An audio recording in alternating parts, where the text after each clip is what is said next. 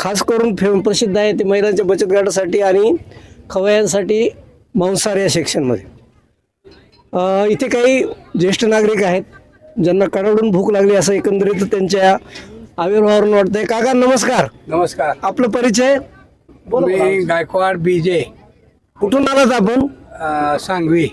बर, तुम्ही फक्त मांसाहार या दोन्ही येता का नाही? म्हणजे पाहुणा थडी तुमचं येण्याचं मुख्य हेतू म्हणजे मांसाहारावर आडवा हात मारणं का सगळं बघणं? नाही नाही, विशेषतः मच्छी खाण्यासाठी आम्ही इकडे आलेलो आहे. अच्छा. मच्छी खातो इथे. छान प्रकारच्या मच्छी तयार केल्या जातात, त्यासाठी आलो.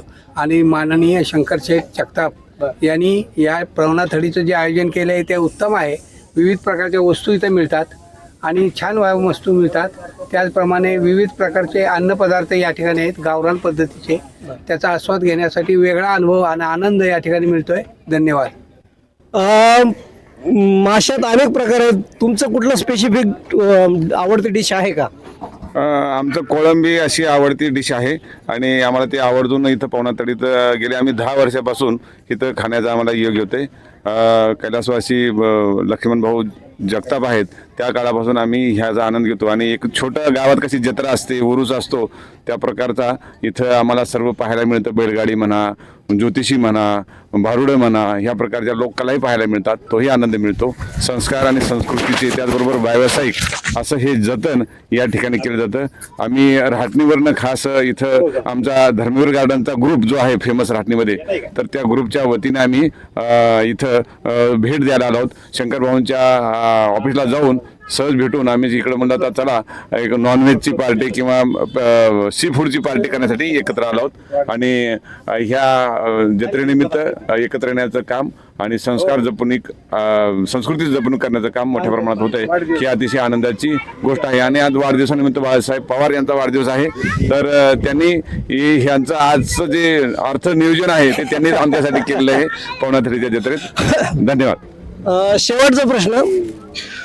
बाळासाहेब, सर्वात प्रथम वाढदिवसाच्या खूप खूप शुभेच्छा. धन्यवाद सर. इथून पुढच्या आयुष्यात तुम्हाला सुख, आनंद आणि उत्तम आरोग्य लाभो. अत्यंत महत्वाचा आणि छोटा प्रश्न.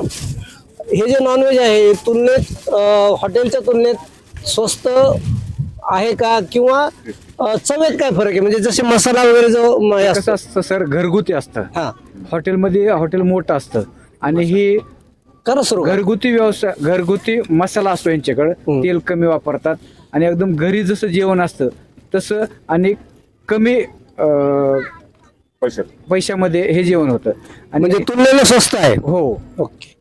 आणि हे खाल्ल्यानंतर पित्त वगैरे किंवा असं काही झालं नाही? ऍसिडिटी काही होत नाही आणि एकदम खाण्यासाठी आहाराला चांगलं आहे. किती वर्षापासून तुम्ही या 10 वर्षापासून येतो आम्ही राहायला काळेवाडीला आहे. आणि विशेष म्हणजे आज माझा वाढदिवस असल्यामुळं यांना अशी एक मेजवानी दिलेली मी. बरोबर. तुम्हाला कॅमेरामॅन कुलकर्णी भेटला नाही तर मग अजून एक ऍड वाढला असता. चला, खूप खूप शुभेच्छा तुम्हाला आणि तुमचा अनुभव आमच्या चॅनलमध्ये शेअर केल्याबद्दल आमच्या माझं पिंपरी चिंचवड चॅनलच्या सर्व वाचकांच्या वतीने खूप खूप धन्यवाद. धन्यवाद सर. धन्यवाद.